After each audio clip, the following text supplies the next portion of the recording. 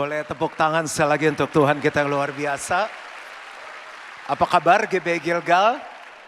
Silakan duduk. Selalu senang kumpul sama keluarga tercinta. Saya mau sharing judulnya ini, kalau bukan kita siapa lagi?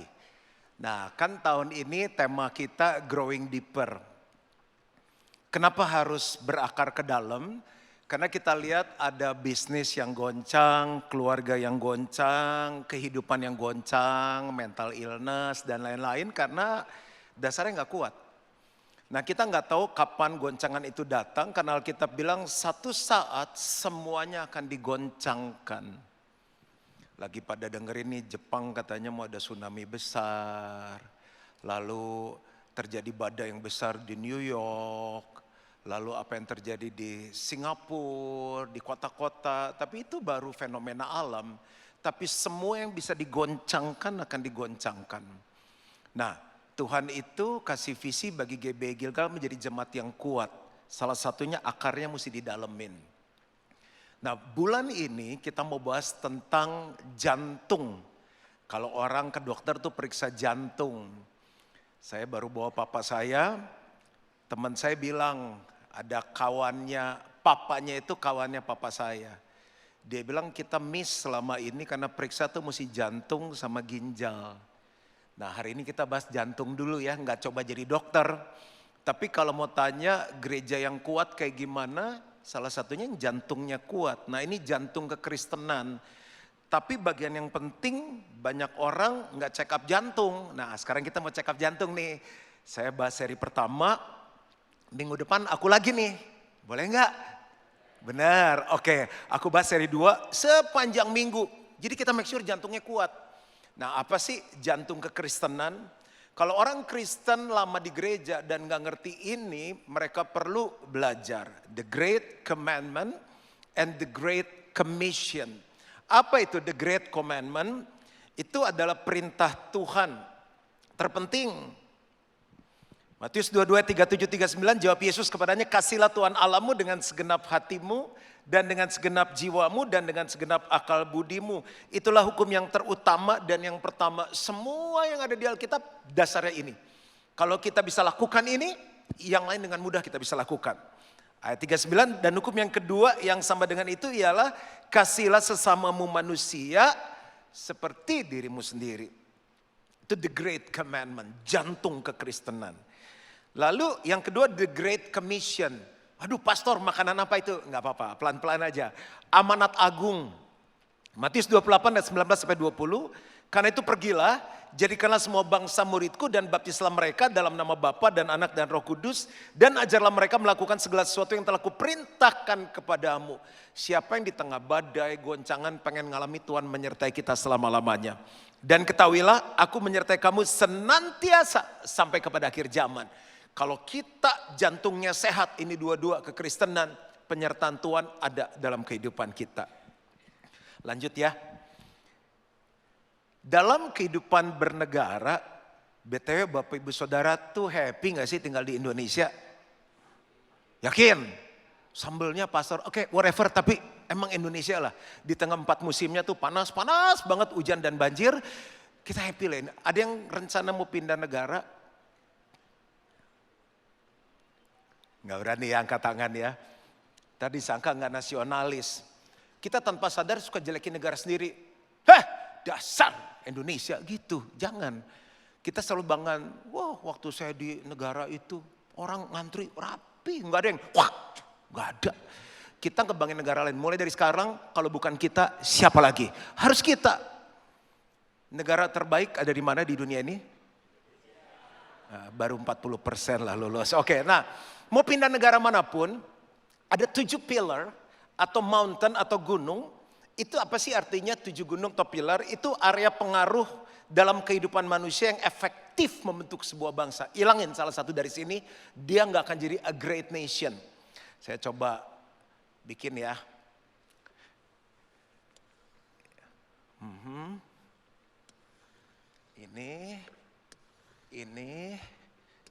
Ini. Pak kok sampai begitu gerakannya burn kalori? Jadi harus all out. 1, ada berapa? 2, 3, 4, 5, 6, 7. Manusia hidup terdiri dari roh, jiwa, tubuh. Jiwa terdiri dari pikiran, perasaan, kehendak. Kita coba lihat 7 gunungnya apa aja. Yang pertama adalah agama, keluarga. Saya singkat aja keluarga ya. Terus yang ketiga adalah pendidikan. Yang berikutnya adalah pemerintahan. Ini motongnya nggak enak nih. Terus apa lagi? Media, seni, dan hiburan. Yang terakhir apa? Bisnis dan ekonomi. Menurut Bapak Ibu nih, sebuah bangsa mau jadi besar, yang paling penting apa nih dari 7 ini? Tanya jawab nih. Boleh, salah juga nggak apa-apa, kan namanya juga berusaha, ya kan? Yang paling penting yang mana? Bayangin kalau salah satu hilang nih. Kalau Gilgal dan kita semua nih, gereja kan termasuk kita. Kalau gereja yang sehat itu rohnya harus dibahas. Ya dong, bisa punya hubungan sama Tuhan, Tuhan bisa bicara sama kita, bisa melakukan kehendak Tuhan. Jiwa juga, tubuh juga. Makanya kalau ke gereja semua kita bisa doain. Pak keluarga pak masalah, sini saya doain. Pak sakit pak, sini saya doain. Pak kucing saya hamil pak, sini saya doain. Semua bisa di gereja, roh, jiwa dan tubuh. Tapi kalau keluarga ya, kebanyakan orang tuh mainnya di area jiwa dan tubuh. Kecuali keluarga di Gilgal tuh rohaninya top. Saya bilang 50%. Tapi kebanyakan ya orang berpikir gini, pengen punya suami yang ganteng deh. Kayak yang di drakor. Yang suami bilang pengen punya istri yang cantik deh kayak yang di drama Mandarin. Bayangin ya, si ganteng kawin sama si cantik tapi berantem juga. Terus kalau bisa sih jangan yang miskin-miskin banget lah, yang kaya paling gak anak orang kaya kan. Tapi jarang tuh yang papa mama pesen ya, cari yang takut akan Tuhan. Kalau kamu bisa dapat di Gilgal, papa mama happy banget. Nah jarang ditekankan tuh, bayangin bangsa dibangun oleh keluarga yang cuma mentingin jiwa sama tubuh. Makanya begitu masuk ke Gilgal, mau nikah persiapannya setahun, disitulah terjadi banyak tantangan. Lama banget sih kawin di Gilgal, mesti ikut men's camp, mesti dibaptis, mesti ada di sel, mesti ikut hidup berjemaat segala. Dia belum tahu kalau salah nikah neraka. Keluarga kuat, bangsa kuat, jadi bangsa yang besar. Pendidikan, orang jarang mikirin rohani. Yang dipikirin jiwa dan tubuh. Kita sekolah anak kita nih, sekolah internasional, national plus, kirim ke luar negeri. Udah pasaran pak, kita kirim ruang angkasa aja biar anak kita beda sama yang lain. Kenapa sih sampai berkorban? Biar anak kita jadi orang yang anaknya gak bisa sekolah, emang kita monyet. Jadi semua pengen di situ, tanpa mereka cari gereja. Saya ngelayanin orang-orang yang kirim anak ke sekolah ke luar negeri dan gak cari gereja dulu, selesai aja. Pulang baik, tapi gak takut Tuhan. Pulang bisa LGBT. Pulang pergi sendiri, pulang bertiga. Bawa pacar sama anak, bonus surprise. Saya ketemu orang sekolah anak di Inggris, sekarang udah gak mau ke gereja. Kenapa? Begitu nyampe beda temen, langsung beda. Yang tua aja bisa terpengaruh pak anak-anak. Sekarang kalau berdoain gini, ya cepet begitu, sama papanya begitu. Jadi papanya sengaja bukain online biar dia denger. Satu lagi kirim ke Amerika, ngomong sama saya lunch. Tahu nggak kalau saya ngomong firman gereja, Dad, are you trying to be God? Lu mau coba jadi Tuhan, digituin bapaknya. Tahu gitu gue gak kirim katanya. Pak kirim, tapi salahnya bapak cari sekolah bagus dulu, bukan cari gereja bagus dulu. Pinter tapi gak takut akan Tuhan, selesai. Sampai di mana? Pemerintahan.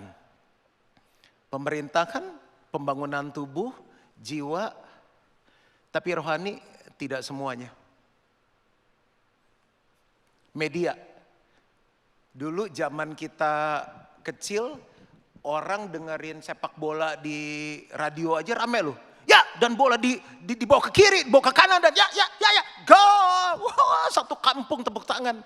Sekarang tinggal klik TikTok, sosmed semuanya. Tapi gini, berapa puluh persen isinya semua area tubuh, gimana punya lekuk tubuh yang seksi, 70% mengok. Bagaimana punya muka yang kencang, restoran enak di mana, jarang banget yang rohani. Itu udah kayak dijahit di tangan anak kita, semua isinya jasmani, jiwa dan tubuh. Yang posting rohani cuma Pastor Juan sama Jemaat Gilgal. Posting apa pastor? Yang gak ke gereja banyak gak? Banyak. Posting aja. Klik. Nggak usah aku lah ya. Aku lagi khotbah atau lagi di bawah nih lagi kebaktian. Klik. Happy Sunday. Orang gak pernah ke gereja lihat itu aja. Lu ke gereja sekarang? Iyalah gitu. Itu udah kesaksian. Kita banyak postingnya apa? Sehari posting 12 kali makanan. Gak ada yang salah, saya juga posting ya. Jangan pernah tersinggung, makanan, pedal, segala. Enggak ada satupun yang bau rohani, enggak ada. Malu, ntar disangka fanatik. Kenapa malu? Kita pakai baju kok. Seni dan hiburan, itu tubuh dan jiwa. Konser rohani mah konser duniawi banyak mana? Konser rohani nih, jual tiket 500.000. Bah, mahal banget. Kalau beli 3 bisa diskon enggak? Ameng jual tiket berantem loh. Gara-gara konser rohani kemahalan. Ini semua contoh kebaktian lain ya. Kalau konser yang datang tuh, yang bukan rohani 10 juta itu tiket war. Dicicil 12 kali 0% pakai kartu kredit. Dia rela. Mau jadi apa ini bangsa? Hampir gak ada konser rohani. Ini belum khotbah ya, baru pembukaan. Pastor hari ini marah-marah enggak? Tegas aja. Bisnis dan ekonomi mikirin apa? Tubuh, jiwa. Lebih banyak orang bangun pabrik atau bangun gereja? Dan semua orang pikir gini, gimana aku tambah kaya, bisnisku tambah besar. Enggak pernah berpikir kalau aku diberkati bukan hanya untuk aku kaya, tapi supaya rohani dibangun. Enggak ada, jarang banget. Udah ada GC1 nggak cukup, perlu GC2 segala. GC2 paling nampung 20.000. Jemaat di Jakarta, jemaat penduduk Jakarta berapa belas juta. Nggak bisa nampung. Bayangin ya, untuk bangsa yang besar perlu 7 pilar. Tapi 6 pilar yang ada semua hanya berkutat di jiwa dan tubuh. Siapa yang menyentuh rohani? Coba ya, keluarga tanpa Tuhan bisa bahagia nggak? Pendidikan, orang pinter tanpa Tuhan bisa tambah jahat loh, nipunya tambah canggih. Kok bisa ketipu Pak? Saya juga nggak tahu Pak, pinter banget yang nipu saya gitu. Tambah canggih sekarang scam segala macam. Coba pendidikan tanpa Tuhan. Makanya kalau kita marahin anak-anak apa? Kurang ajar ya, minus teaching ya, gitu. Hanya roh takut akan Tuhan yang bisa buat anak kita hormat. Pemerintahan tanpa Tuhan, coba aja. Media tanpa Tuhan, pornografi masuk benar-benar loh. Sementara kita nggak pernah posting yang rohani. Bisnis dan ekonomi, kalau bisa halalkan segala cara, teman aja dimakan. Nah, yang saya mau bahas di sini nih. Kalau nggak mulai dari kita, makanya judul khotbah saya apa tadi? Kalau bukan kita, siapa lagi? Dah. Ayat. Matius 4 ayat 19. Baca sama-sama yuk, semangat, 2, 3. Yesus berkata kepada mereka, mari ikutlah aku dan kamu akan kujadikan penjala manusia. Ada banyak yang nangkep gini, waktu kita ikut Yesus, mari aku akan jadikan kamu kaya. Aku akan pulihkan bisnismu, aku akan jadikan kamu terkenal, aku akan sembuhkan sakitmu. Ya bener lah orang Yesus hebat. Tapi ternyata itu bukan full gospel, itu belum jantungnya kekristenan. Jantungnya kekristenan itu the great commission, the great commitment. Oke, setelah kaya terus ngapain? Setelah terkenal terus ngapain? Setelah keluarganya pulih terus ngapain? Setelah sembuh nggak rematik lagi terus mau ngapain? Apakah cuma untuk itu Yesus datang dan mati di kayu salib? Dengan kata lain, kita pebisnis, ibu rumah tangga, mahasiswa, profesional, dokter. Ada satu panggilan kita itu jantung kekristenan. Jadi penjala manusia. Karena Inggrisnya bilang, ya mau tepuk tangan untuk Tuhan. Boleh lebih meriah lagi ya? Nah, ini pilar pertama yang harus bangkit. In English it says, Jesus said to them, follow me and I will make you fishers of men.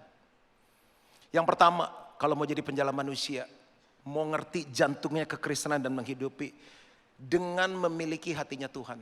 Cuma punya hatinya Tuhan, baru kita bisa menjala manusia. Kalau semuanya nangkep ini, hari Senin besok kita terjun di keluarga, kita terjun di pendidikan, kita terjun di pemerintahan, media, seni, bisnis, semuanya berubah. Karena kita masuk di dalamnya.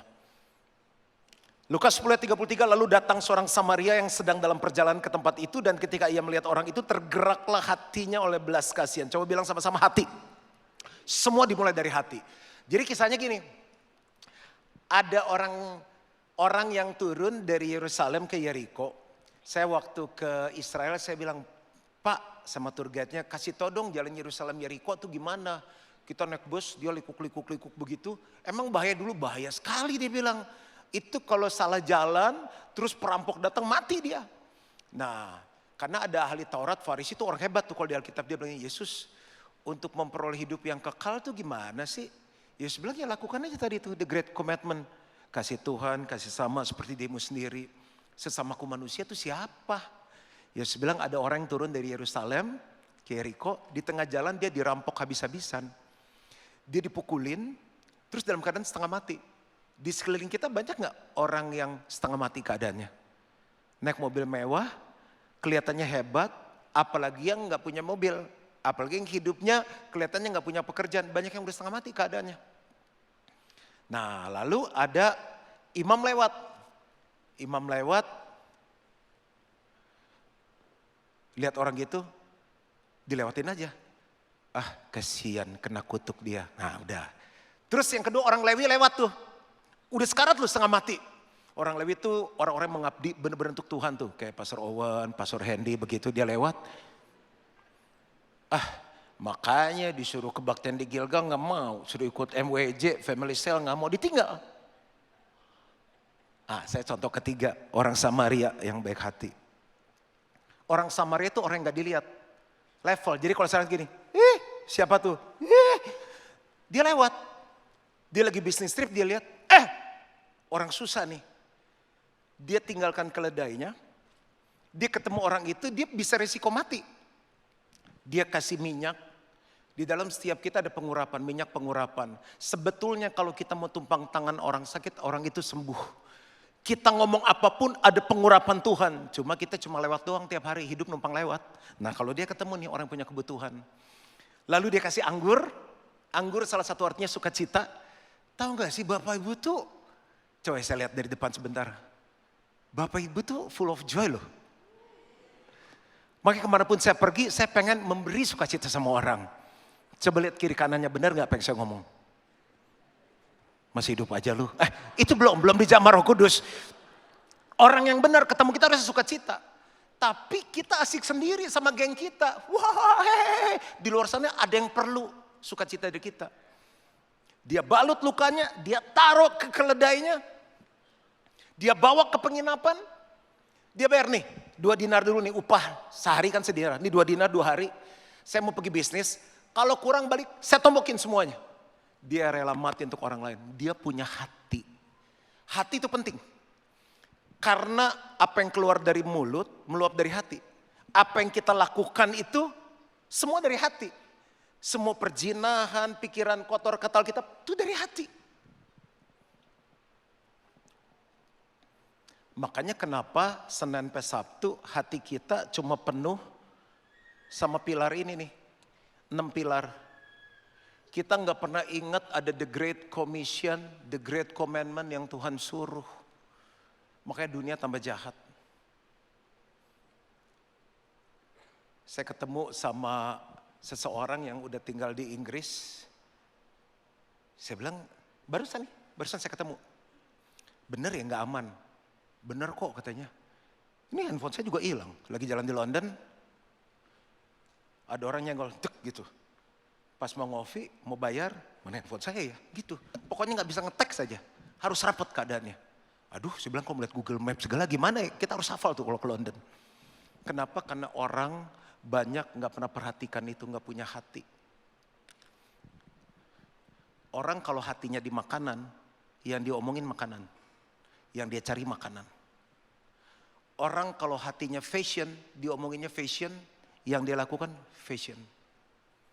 Tapi kalau orang punya hatinya Tuhan, yang diomongin hidupnya Tuhan. Yang dia lakukan jadi penjala manusia. Saya nggak harus setiap hari kita gini, oh Tuhan, oh Jesus. Lu kenapa dari tadi Jesus, hatiku Tuhan, Jesus. Haleluya, cuma itu enggak, lu normal aja. Cuma kalau ngelihat orang tuh ada belas kasihan gitu. Enggak kayak tadi Imam Lewi lewat aja tiap hari lu. Ada orang menderita setengah mati, keluarganya mau cerai, belum kenal Yesus, dia bisa mati kapan saja tanpa kenal Yesus. Kita lewat aja. Kita nggak punya hatinya Tuhan. Kita lewat ke mall bisa tajam loh. Lagi sale yuk. Kayaknya ada makanan enak, bisa berhenti. Hatimu penuh dengan apa? Gimana dong pastor gak punya hati? Minta, Tuhan bilang minta akan diberikan. Berikanku hati, sama-sama. Seperti hatimu yang penuh dengan belas kasihan.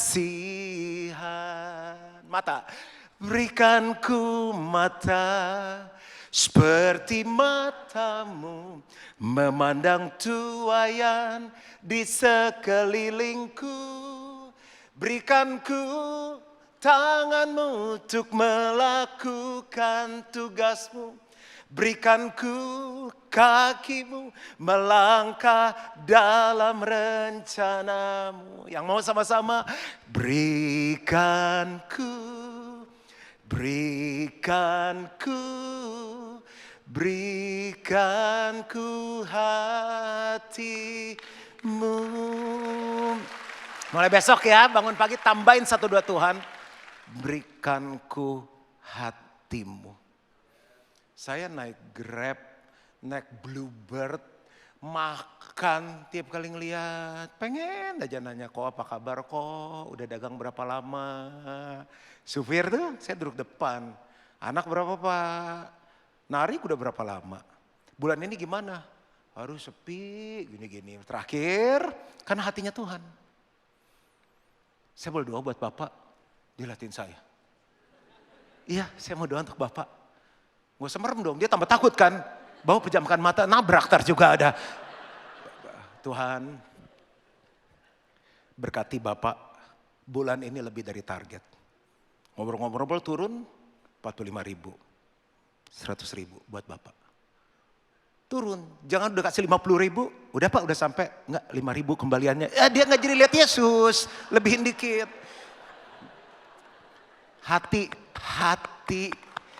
Hatimu penuh dengan apa? Ada orang kalau ngomong kasar, setan lu. Pak kok kasar? Enggak, cuma bercanda doang, nggak mungkin. Itu keluar dari hati.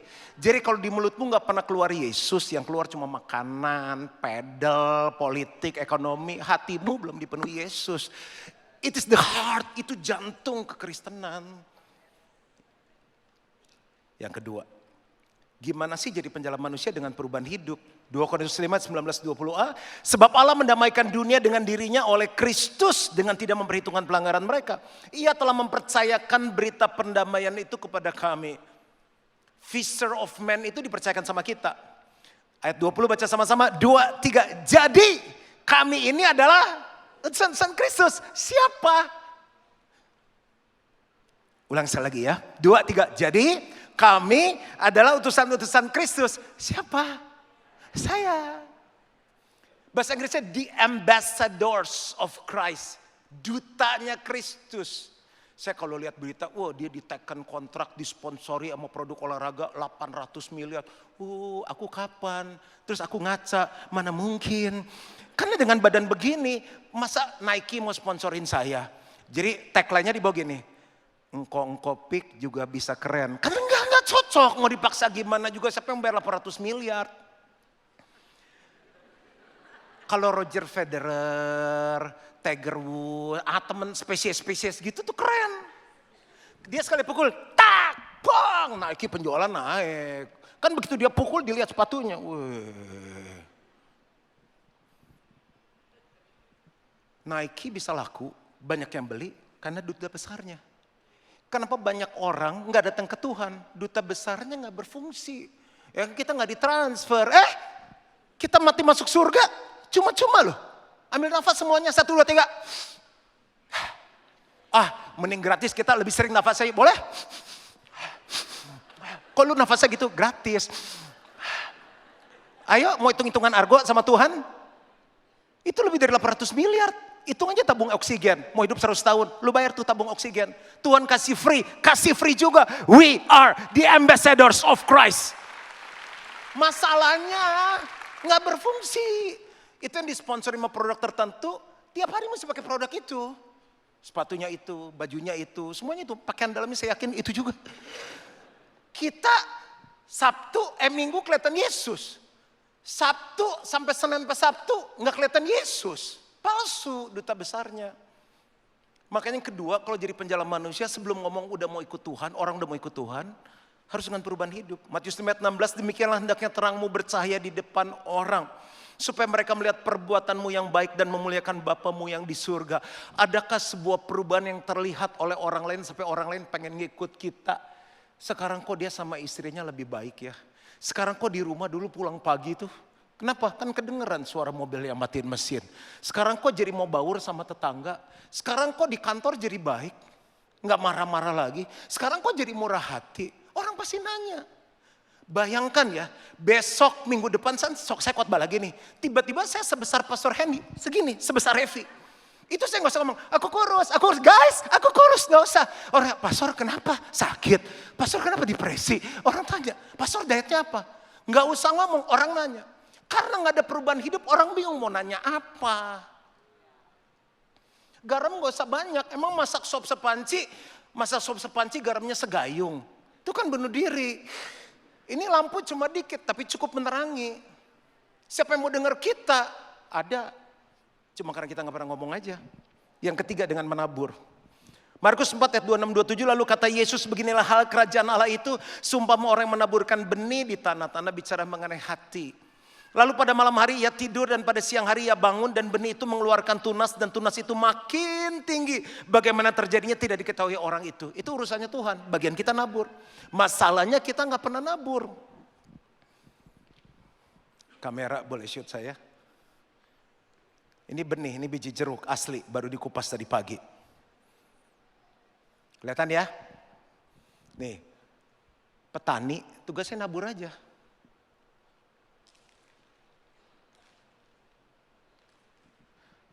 Kenapa kita bisa punya anak? Suami nabur. Ada yang anaknya di mana-mana.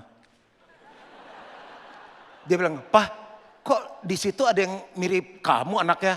Nggak tahu deh katanya. Dia nabur aja. Pertanyaannya, kita jadi Kristen berapa tahun? Kapan terakhir kita nabur? Gara-gara kita nabur cerita pedal, orang main pedal. Gara-gara kita cerita tentang makeup bagus, orang beli makeup itu. Tapi kenapa kita gak pernah cerita Yesus? Makanya gak pernah nuai. 20 tahun ke gereja, dia aja. Dulu sekarang selama-lamanya gak pernah berubah. Siapa yang ngalami kebaikan Tuhan? Tabur. Apa sih susahnya cerita? Pisang goreng sepiring aja 3 jam, sampai punya kafe udah gini.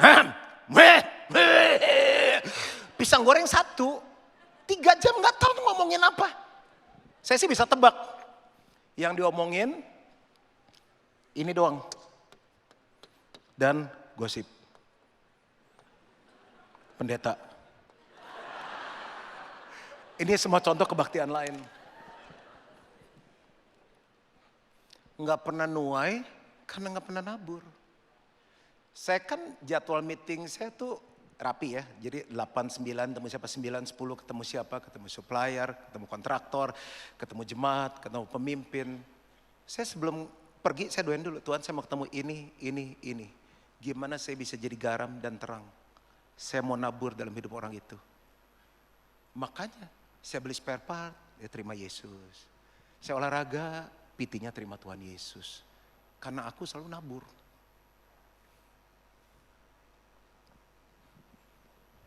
Nggak harus amin sih. Ini jantung masalahnya. Yang keempat, mau jadi penjalan manusia, simple. Dengan apa yang kita miliki. Tadi orang Samaria tadi Lukas 10 34-35, ia pergi kepadanya lalu membalut luka-lukanya. Sesudah ia menyiraminya dengan minyak dan anggur, urapan ada di kita, sukacita ada di kita. Kemudian ia menaikkan orang itu ke atas keledai tumpangannya, bukan keledai orang lain, with what you have. Lalu membawanya ke tempat penginapan dan merawatnya. Keesokan hari ia menyerahkan 2 dinar kepada pemilik penginapan itu, katanya rawatlah dia, dan jika kau belanjakan lebih dari ini, yang dia punya cuma 2 dinar. Start with what you have. Karena dia mau pergi bisnis, kalau kurang ntar gue dagang dapat cuan, gue tambahin lagi. Karena pekerjaan Tuhan selalu perlu orang. Mau pendekatan sama orang, ngajak ngopi, perlu duit. Rawatlah dia, dan jika kau belanjakan lebih dari ini, aku akan menggantinya waktu kau kembali. Karena dia tahu Tuhan menyertai dia sampai kepada akhir zaman. When we do the great commandment and the great commission, Tuhan selalu menyertai dan mencukupi kita. Apa yang kita miliki? Nih, handphone. Coba lihat kontak listnya berapa ribu. Saya punya ada 5.000 lebih kontak list. Berapa ribu yang belum kenal Tuhan Yesus. Sosmed, everybody sees TikTok, Instagram. Posting lah satu, posting lah lagu yang enak. Posting, enak banget nih lagu. Wah. Terus apa? Statement aja, kalau belum berani ayat, statement. Kan aku suka bikin quote tuh, nggak harus quote-nya aku, beneran deh. Aku kan suka posting yang putih-putih tuh. Saya bilang hidup kita adalah hasil dari pikiran kita. Kalau kamu mau hidupmu berubah, rubahlah pikiranmu. Add story aja, apa sih susahnya? Start with what you have. Kan punya WhatsApp. Dari Januari kita udah ngajakin orang berapa kali. Pedal bareng yuk, golf bareng yuk, sepeda bareng yuk, makan bareng yuk, nonton bareng yuk. Kenapa sih nggak tambahin 1 pilar, gereja bareng yuk? Nggak keketik pastor, makanya. Mulut kita pakai untuk apa? Setiap perkataan kita harus dipertanggungjawabkan pada hari penghakiman. Tuhan bilang, aku kasih kamu mulut. Aku kasih kamu hidup 80 tahun. Not even 10% you use your mouth to spread the good news. Kamu gak pakai 10% untuk cerita kebaikan aku. Partner bisnis baik aja, traktir kita kue tiaw. Partner bisnis gue baik loh. Beli traktir kue tiaw nih. Sekeluarga dibeliin, aduh cuma sekeluarga dibeliin kue tiaw. Yesus kasih hidupnya bagi kita. Mobil yang kita punya, dulu teman saya jemput-jemputin satu-satu. Karena kalau gak dijemput gak datang. Start with what you have. Dan yang terakhir, dengan pengetahuan yang benar. Saya gak bisa kasih kacamata kalau saya gak pakai kacamata. Ayat terakhir Roma 10 13-15. Sebab barang siapa yang berseru kepada nama Tuhan akan diselamatkan. Berapa banyak yang percaya ini? Berapa banyak teman-teman keluarga kita belum diselamatkan. Tetapi bagaimana mereka dapat berseru kepadanya jika mereka tidak percaya kepada dia? Bagaimana mereka dapat percaya kepada dia jika mereka tidak mendengar tentang dia? Make sense? Bagaimana mereka mendengar tentang dia jika tidak ada yang memberitakannya? Masuk akal banget. Dan bagaimana mereka dapat memberitakannya jika mereka tidak diutus? Seperti ada tertulis, baca sama-sama 2, 3. Betapa indahnya kedatangan mereka yang membawa kabar baik. Mereka itu siapa? Kita yang ngerti jantungnya Tuhan. Kita tuh kalau lagi cerita, saya ketemu teman-teman saya gak kenal Tuhan. Kalau saya cerita, lihat muka mereka gini. Terus gimana? Terus saya gak cerita Yesus. Saya cuma cerita kisah hidup saya. Bagaimana Tuhan mengangkat. Bagaimana Tuhan memulihkan. Bagaimana Tuhan menyembuhkan. Saya cerita kesaksian apa yang terjadi di gereja. Wow. Terus entah kenapa kita jadi orang yang menyenangkan. Dan everybody wants to get closer with me. Dan Tuhan yang sama ada dalam hidup saudara. Nah untuk itu kita udah lakukan ini di beberapa kesempatan. Tapi kita launching sebuah kelas namanya Messenger. Pembawa pesan. Karena banyak orang ini, pastor saya mau cuma gak tahu ngomongnya apa. Bagus sih, lebih baik bertanya. Rabu ini jam 7 semuanya boleh ikut yang mau nangkep jantungnya Tuhan. ngerti kekristenan tuh intinya nih the Great Commission and the Great Commandment. Untuk itu Tuhan berkati kita, untuk itu Tuhan kasih kesehatan sama kita dan umur panjang. Saya sendiri akan ngajar 2 jam aja kelasnya, dapat makan, jadi nggak ada langsung pulang kantor belum makan sakit mah ada makan. Jadi kita akan belajar, saudara harus daftar karena kan ini kalau 5 kebaktian penuh, jadi siapa yang cepat dapat seat. Nah saya akan ngajar detail gimana kok Pastor Juan tuh bisa nginjil, bawa banyak ke orang tuh gimana sih ke Tuhan, ada caranya ya. Udah aku selesai dan dengan resmi Bapak Ibu Saudara diutus menjadi penjala manusia. Tuhan memberkati. Yuk bangkit diri sama-sama. Berikan pada kami. Jadikan ini doa kita. Mengasihi jiwa-jiwa yang belum mengenal kasih Bapa, mereka yang dalam gelap, mereka yang tersesat, hati kami iba seperti hatimu Yesus. Yuk sama-sama katakan, Tuhan ini tugas kami, beri keberanian bagi kami. Taruhlah roh yang rela melayani, amin, dan menyenangkan hati Tuhan, itu yang ku ingin. Yuk jemaat Gilgal yang mau sama-sama katakan, Tuhan ini tugas kami, beri keberanian bagi kami. Taruhlah roh yang rela melayani dan menyenangkan hati Tuhan, itu yang ku ingin. Aku berdoa biar semua nangkep jantungnya Tuhan. Hari Rabu nanti setelah selesai kelas kami dilatih, akan ada penuaian besar yang terjadi. Kami gak nuntut pemerintah lakukan apapun, kami gak nyalahkan orang lain, tapi akan terjadi perbaikan di sisi ekonomi, entertainment, politik, keluarga. Karena ada orang-orang yang mau bangkit jadi penjala manusia, jadi garam, jadi terang. Ampuni kalau kami pikir itu tugasnya pendeta, tapi ternyata itu tugas semua orang yang mau jadi pengikut Tuhan. Sekarang kami ngerti, kami diberkati untuk kami jadi penjala manusia. Membagikan minyak, membagikan anggur, membagikan 2 dinar. Kami dipulihkan, kami sehat, kami umur panjang. Untuk kami jadi penjala manusia. Thank you for your heart. Semua yang percaya sama-sama katakan amin, amin.